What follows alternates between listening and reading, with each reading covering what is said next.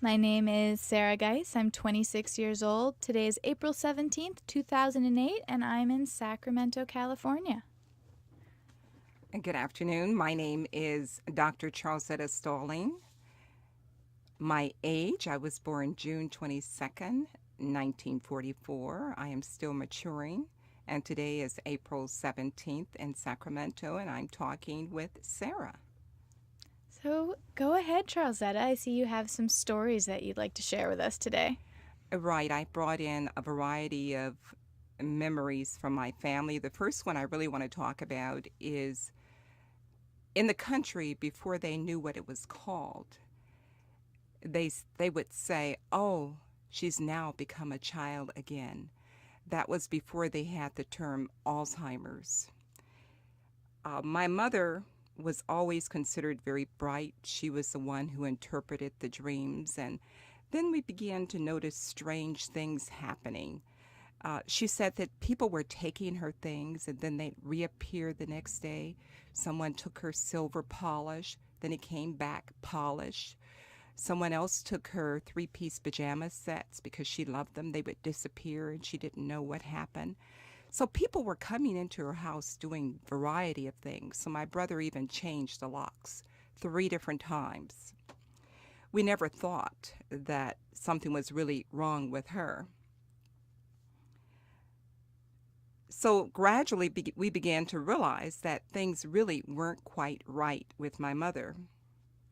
One evening at dusk, my mother arrived at her boyfriend's house, tired and somewhat upset.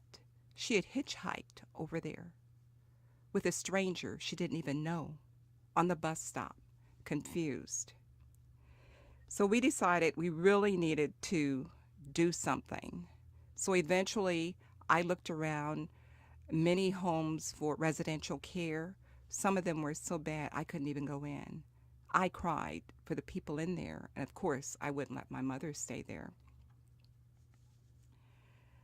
We took her first to a place, a care home, and my mother was very professional about it. She stuck her hand out to shake each person's hand, and she seemed to be adjusting, but I don't think I quite was. I just knew I wasn't feeling right about things, and I found myself walking around singing, "Sometimes I feel like a motherless child. I feel like a motherless child." What I didn't realize was that the relationship with my mother had changed. And eventually I had to teach a class on grief for the church. I volunteered to teach it with my background. And I ran across a term that was called ambivalent grief. That's when the person's still alive, but they've changed. I mean, we're all changing. We're maturing and growing and learning and experiencing a variety of things. And I said, aha, that's what I'm feeling. I'm going through a loss, but it's not like death, but it's a living death because you can see the person rapidly degenerate before your eyes. What's your mother's name? And my mother's name is Ruth, and she's now in residential care here in Sacramento. Do you want to talk about a little bit about what Ruth is like, what she looked like, what kind of mother was Oh, she? she was a lovely mother. Of course, we'll look back and say things like that. But uh, she is an attractive woman. As a matter of fact, in her memory, one day I went over to the residential care where she was, and I awakened her to take her to the doctor. And she looked at me kind of whimsical and uh, like I was halfway familiar. And she said, "You look like me." And she couldn't quite figure out who I was. Wow. Yeah. But attractive, very neat, clean person. One who had me wearing a girdle in high school. I hated girdles. I told her I had a gluteus maximum, but she had me wearing one then. And of course, your hat, gloves, shoes, and bag had to match. I don't do that anymore, but I have lots of hats and lots of shoes. How did it feel when she wouldn't recognize you? Most of the time she does. It just takes her a little while, so I don't let her guess. I say, "Hi, Mother. Hi, Ruth. This is Charleszetta, your daughter," Hmm. because it's not good to have them to guess because it frustrates them. So that's what I do. But I do have a happy story about her that I'd like to share, and it's about picking greens. I call it colored greens. My mother's the type who knows how to recognize wild mustard, wild turnips, dandelions, and things that are edible that you can just pick from the fields. So the end of January, early February is the best time to pick wild greens. My mother and I plan to pick greens, rain or shine. I called my girlfriend to see if she wanted to come with us. She said yes. I told her to be sure to wear a raincoat because it might rain. So we all got in the car, my mother with her purple raincoat, my girlfriend with her red, and me with my pink raincoat. We were a colorful sight. Just as we got out the car, it started to rain.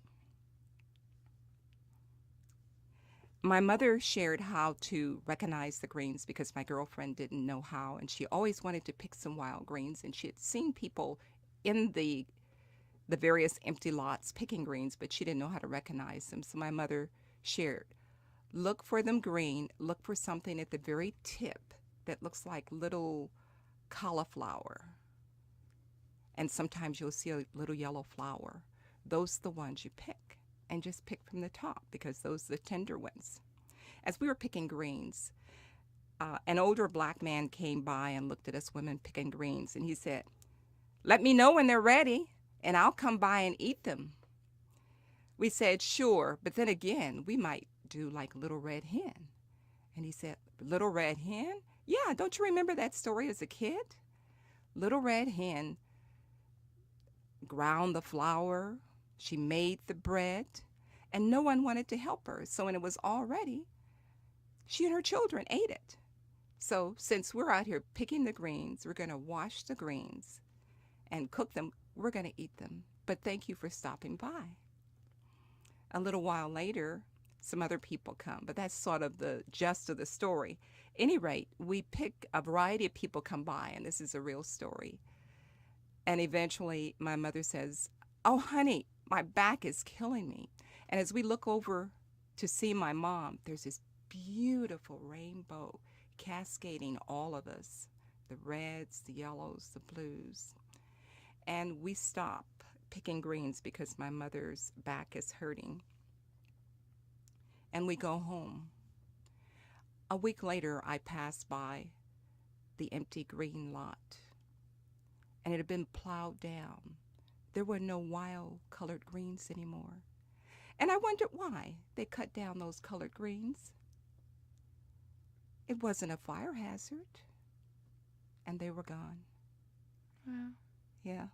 They didn't want us out there on that because we're very picky. We get these exclusive lots surrounded by homes that run $500,000 or more to pick our greens because then you don't have all the fumes and things on them. Wow, Yeah. so where is this? This was in Greenhaven. Yeah, the houses there run $500,000 up. And We're is very that particular. where you grew up? Where did you grow up? No, I grew up in San Diego, California. Well, no, I take that back. I've lived up and down the valley. I've lived in exciting places like Stockton, Fresno, Bakersfield, Madera. I went to 10 different elementary schools. Wow, why did you move so much? My stepfather was a truck driver, so we had opportunity to travel. And I picked cotton and peaches and tomatoes. Yeah, my mother thought I would never learn how to read because we kept changing schools. What do you think you learned from all that traveling? I learned to appreciate people. I learned to appreciate stability and parents and how they do the best they can with what they have, and that's what they did. And my father has a fourth grade education, one of the smartest men I know. What's his name? His name is Luther Cecil Stalling, and my mother, Ruth Howard. They were only married 4 years. Mm-hmm. But I do have a story about growing up in Stockton. Go ahead. It's called Wild, let me see, what is it? Hair Wings. Hair Wings. and it's about me in the third grade in Stockton, California. My mother was studying to be a beautician. So the night before, she washed my hair and gave me a really hard press. I don't know if you're familiar with hot combs where you get the hair really straight. So after she pressed my hair, I went to bed, and we got up earlier the next morning. My mother gave me the cutest little bangs here and a ponytail with curls in it. I was really excited because today was picture day. I could hardly wait for our individual and group pictures. Finally, the teacher said, "Okay, boys and girls, I want you to go to the restroom, put some water on your hair, and get really pretty for your pictures." I started putting water on my hair, just as the teacher told us to. I put water on my bangs, water on my ponytail, and one of the little white girls said to me, "Are you supposed to do that?" "Yeah, the teacher told us to put water on our hair." So she kind of shrugged her shoulders and went about putting water on her hair. Finally, we took the individual pictures and the group pictures. When I got home that evening, my mother screamed, "Ah! Where did you get those wings?" I said, "What wings, Mother? I'm looking down for wings."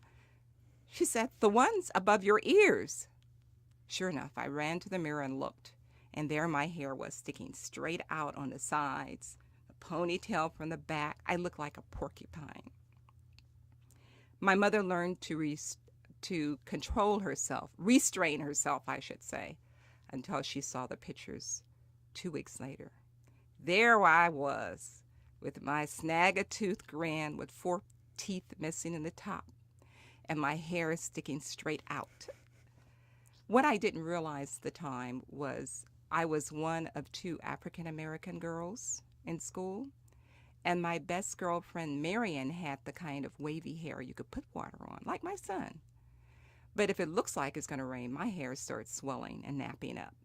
So I use that story when I work with teachers to talk about differences, not necessarily being deficits, but how aware we need to be of cultural and physical differences. Because I didn't know any better, and I should have, but I didn't. So what work do you do with teachers? Train teachers. So are you a teacher yourself? I was a school administrator. I've worked with preschool to post-secondary ed. Yeah. Wow. So it seems, stories are so important in your life. You said that you're a story weaver and you've been telling these beautiful stories about your life. What is it about stories, do you think, versus other kind of instruction that's so powerful? What draws you to stories? I originally started telling stories because I was trying to get students interested in history. When I was working with second and third graders, I think there were special ed kids, second and third graders, and they hated history. And I said, history is really nothing but a story. When you really tell it in a way that it makes sense, something more than a date and who. But if you get into the why and the how, then history is really interesting.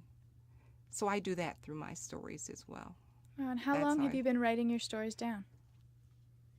I have been collecting for a while, at least ideas that I write down. I'd say seriously writing the past 4 or 5 years. And the great thing about coming here today, it helped me to categorize them into different sections. So I had them all out on the floor. Okay, these are stories about mother, grandpa, family members. And I have another section called Maturing Reflections. It's about me aging and maturing. Did any of the subjects surprise you when you sort of laid it out on the floor? Was there anything that stood out to you? No, because the very top of each story on the others, I have little notes, childhood, child rearing practices. I had some kind of little note at the top typed, but then I divided them into different categories from what I had there. Yeah, so it was different because I was trying to do a variety of things. Well, why don't you share another story with us? Okay. I think I'll share one about my grandfather. He was the father of 17 in my mother's family, and this one I call Fire Away. There had not been a good crop for a couple of years, and bills were piling up.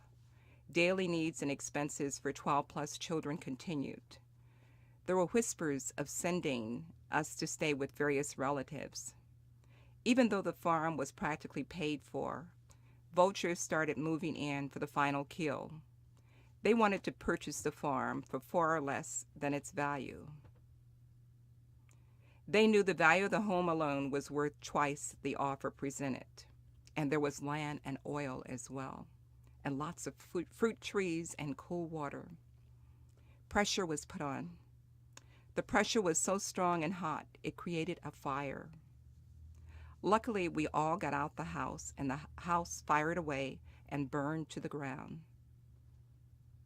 Everything in it was burned. Some of us children slept in the big wagons. Others moved to the barn to have a roof over their heads. A few of us were glad to sleep under the stars. Mysteriously, our blankets, pillows, and some clothing reappeared. When we got hungry, we found canned fruit, vegetables, and butter along the back wall of the barn. Under haystacks were big sacks of flour, sugar, and cornmeal. Eventually, the pictures we had in the house appeared on the barn walls. It almost felt like home. We kept the barn neat and clean, cleaner than I keep my house now, because it's a story my mother told me. The smokehouse wasn't burned, so we searched to see what we could find. In it were cast iron skillets and pots. We discovered that we had all the meat we needed in the smokehouse: ham, pork, bacon, sausage. We used the smokehouse as a kitchen. We cooked and ate there. The folks were no longer interested in the land, for the house had fired away. Slowly the house was rebuilt, and we moved back in. We had a good crop for the next year and many more years. Years later, my mother told me she learned that the fire was a way to save the land, the house, and most importantly, to keep all the kids together. Mm. And your mother told you that story? Yes. Do you, can you see that lesson in other parts of your life? Are there any other times you thought maybe something bad happened, that you thought you made a bad decision and it turned out for the good? A bad decision for good? Yeah. Anything you want to talk Sure. about? I didn't bring all of it. My divorce was a good thing. Sometimes when you tell people that you're going through a divorce or you're going to get divorced, they'll say, "Oh, I'm so sorry." But it can be a good thing. How long ago were you divorced? I have to think about it. I have been divorced longer than I was married. I was married for 17 years, and after 2 years of trying to get the divorce. So since 88. And how have you grown since then? Tremendously. I found I didn't realize at the time that how depressed I was in the marriage. It had gotten so that I hated to go home, and I'm a homebody. I don't go to nightclubs and things like that. I like to go home and cook and work in the yard. You see, I have no fingernails. I just love working in dirt and doing things as such. But I found that I had a sense of humor, and I enjoyed the little things, nature, flowers, just to sit and take in God's beauty. I do that every day. I have a window that I look out of and read my prayers and say my meditation every morning.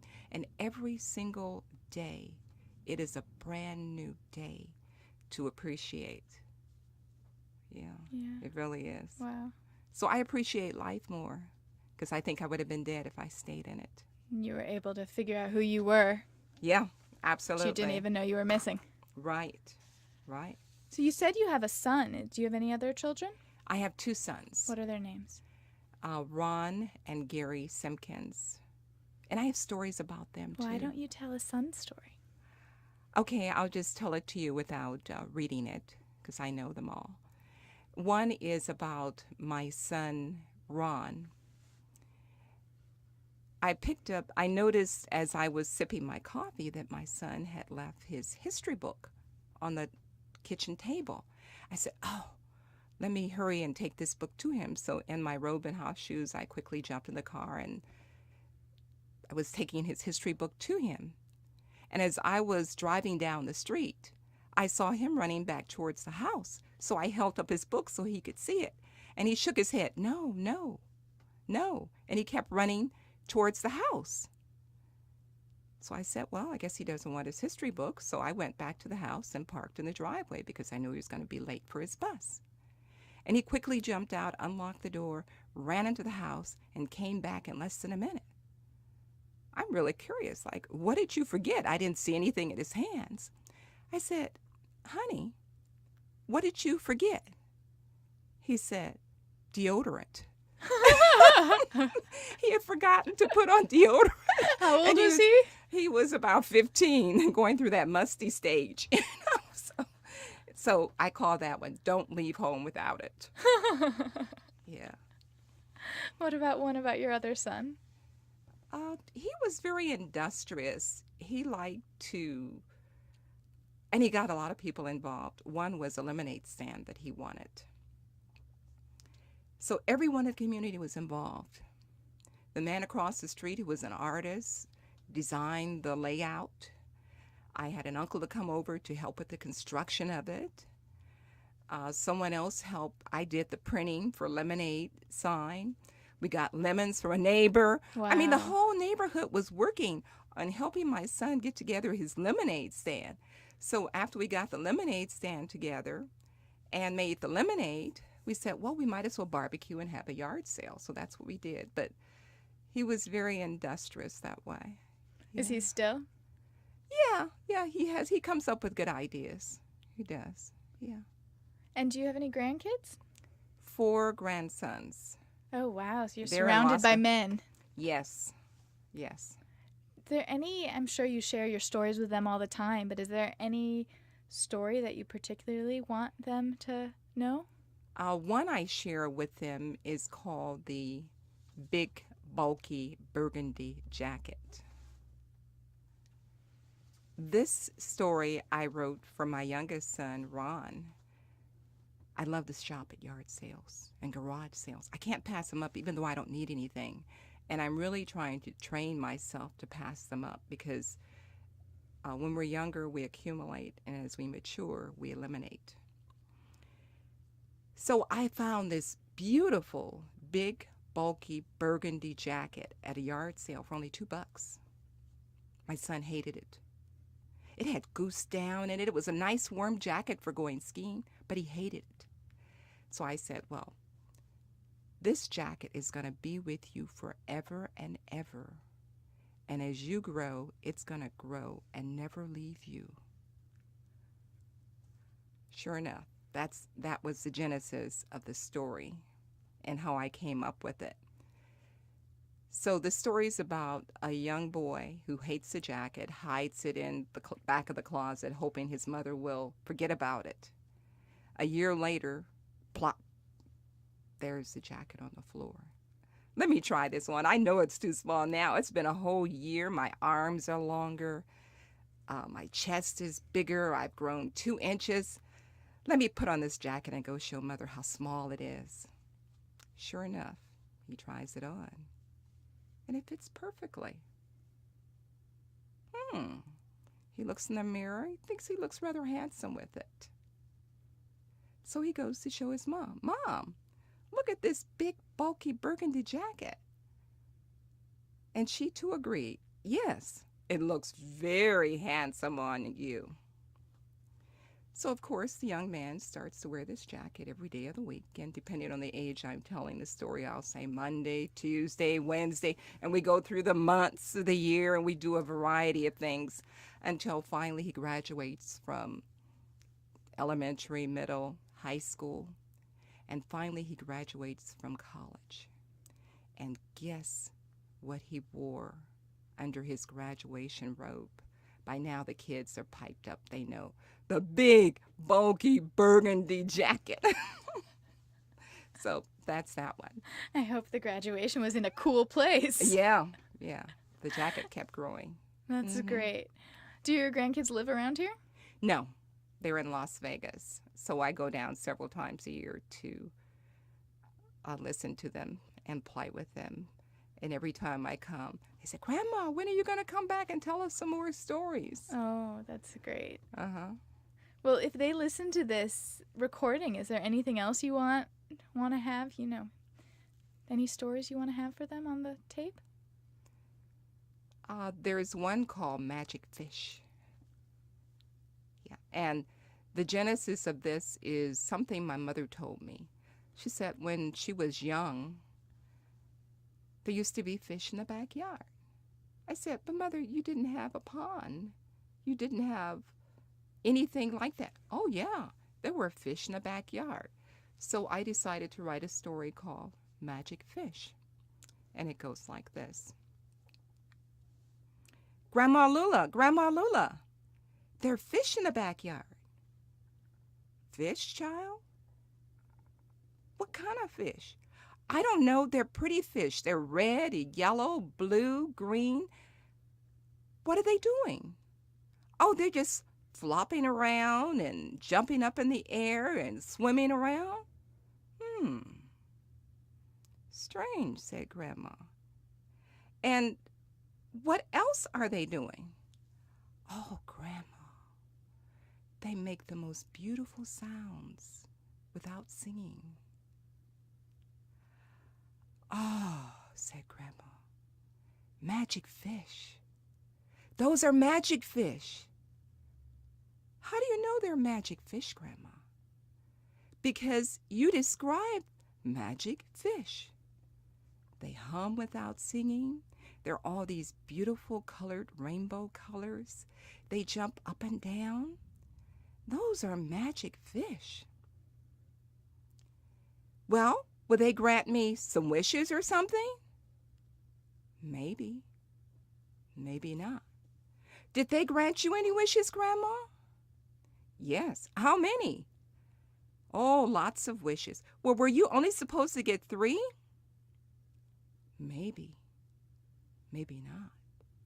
I didn't count, and I don't think they counted too well either.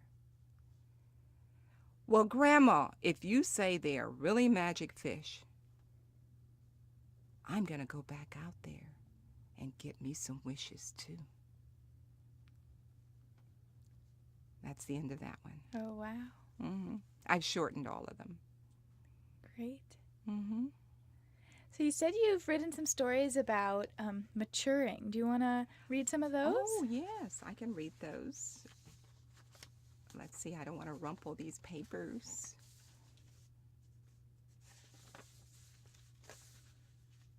General observations. I'm shuffling. Do I need to turn it off? No, it's absolutely fine. There can be some shuffling. Okay. So are you hoping to publish a memoir, sort of a compilation of all these stories one day? Yes. Yes, That's and great. divide them. As a matter of fact, the one, Fire Away, will be coming out in one of the community colleges soon. Oh, great. Yeah. It's exciting. Yeah. Maturing, general. Must be before now. I've gotten all of Unless these. there's another story that you want to read. Oh, there are lots of them. But the maturing reflections are really good. Well, I can tell you about it. All right. Oh, here it is. Here it is. These are 2 short maturing ones. Rushing, I put on my finishing touches of burgundy plum lipstick as I warmed up my car, tilting my head back as I looked up in the middle mirror between the sun visors. What's that I see? I moved closer to the mirror. There it was, one long, bright, gray, curled hair in my left nostril. I paused, turned off the engine, and took time to look at the bright, curled hair in my nose. How long had it been there, all alone, and not noticed?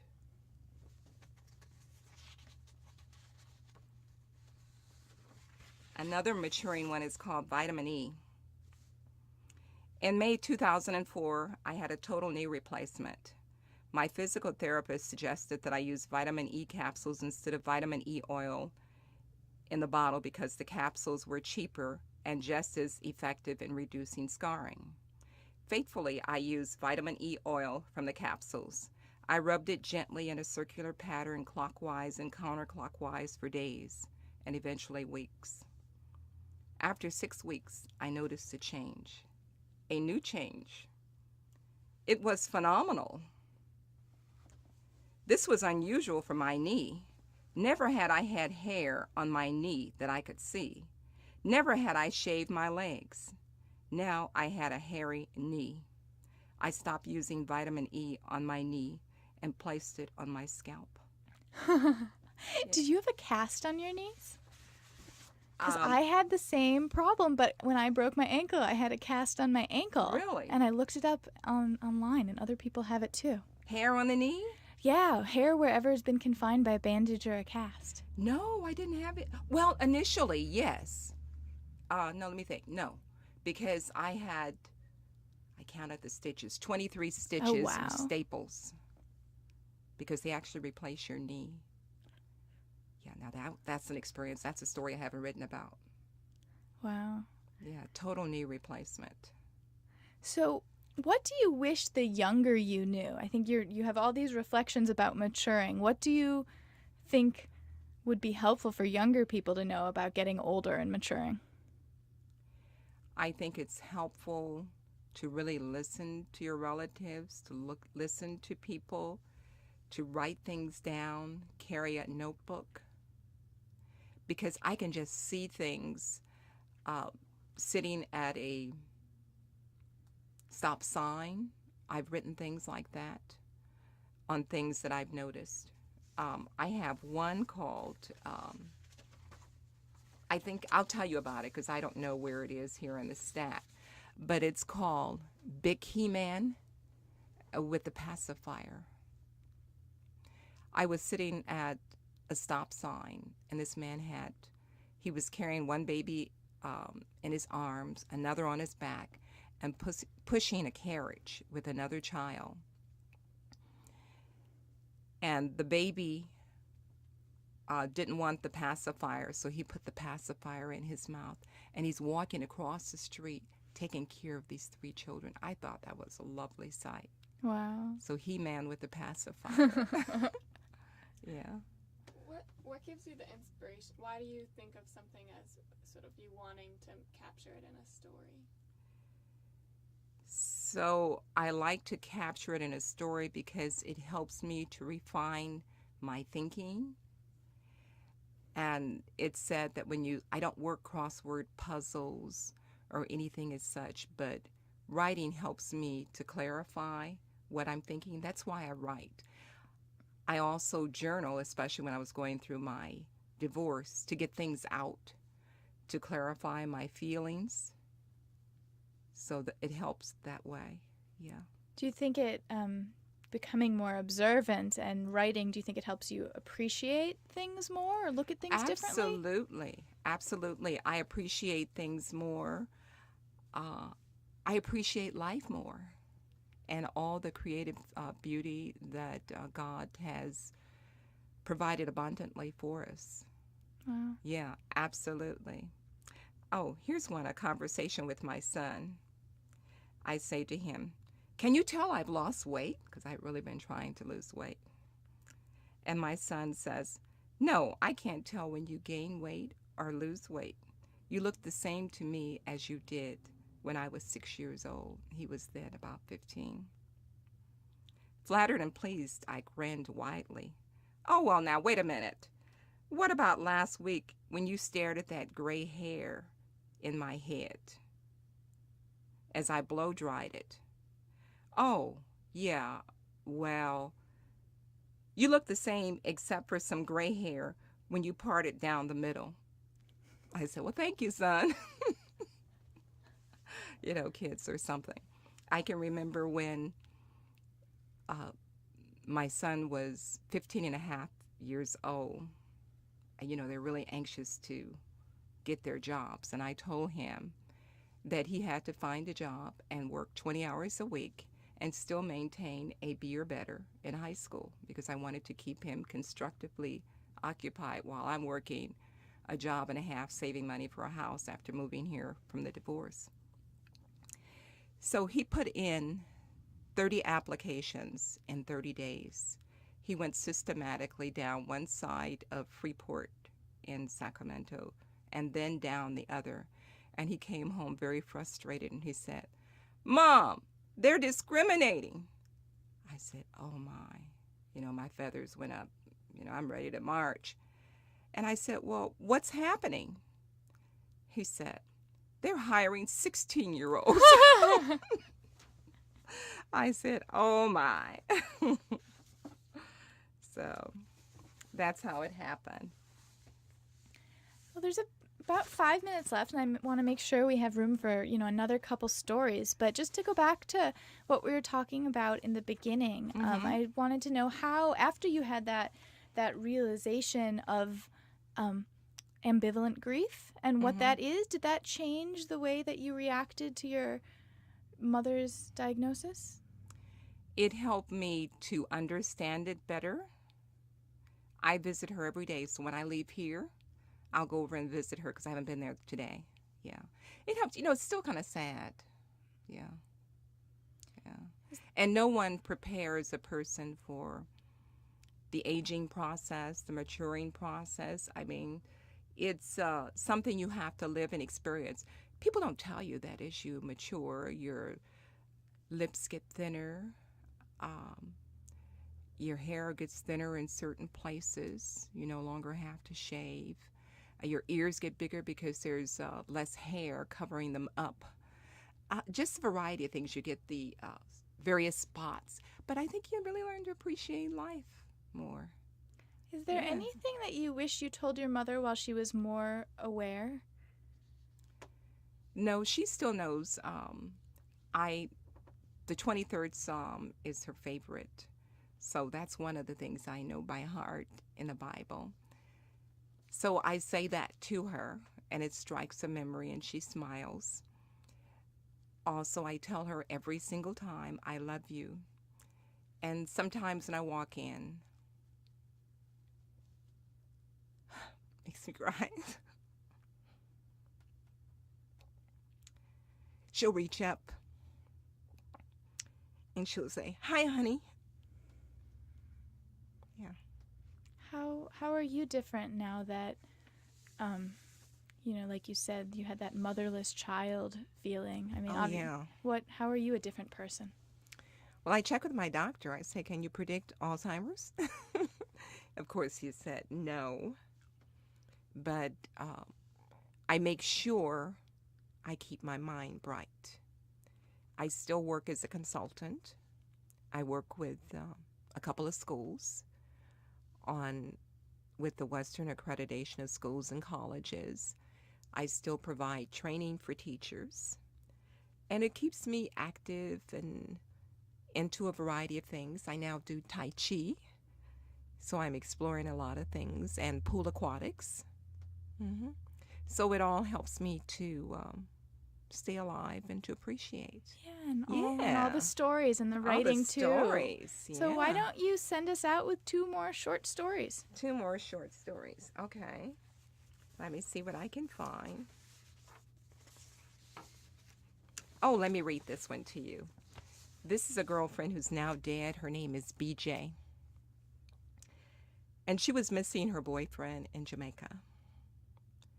So she decided to have, what was it, the 4th of July? No, New Year's. It was New Year's that she decided to cook dinner and invited several of us girlfriends over. And I call this one Caught in a Moment. It was written January 4th. The phone rang, a special ring. She felt it was her man. Yes, it was her baby. She smiled upon hearing his melodic, juicy, sweet voice. Her heart jumped with joy and raced with excitement. Yet she tried to appear calm and collected in front of several girlfriends. We tried, too, not to listen and look at her. But we did. He spoke to her of good times, memories, and words of love. Each knew that their intimate relationship would bind and create a circle of love no matter how far away. Her receptive ears waited, listened, and heard as her mind and body responded silently. She looked down at her toes. I can't. I have company, she shared. Then there was a pause. Yes, toes, she replied.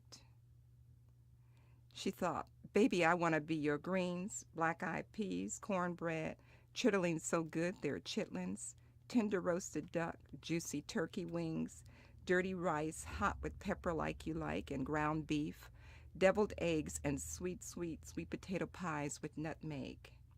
Devour me, because I want to be all that is good for you. I adore you, love you, want you, always, more and more. Hunger and thirst for me as I do you. The conversation was coming to a quick end. She had company. Again she smiled, satisfied for the moment. She too could hardly wait for them to be together again. She cried when I read that to her. This is the food that she had on the table, and I just captured the phone call and what was going on then. And I don't know what was going on in the other, but yeah, caught in the moment of love. It's beautiful. Uh-huh.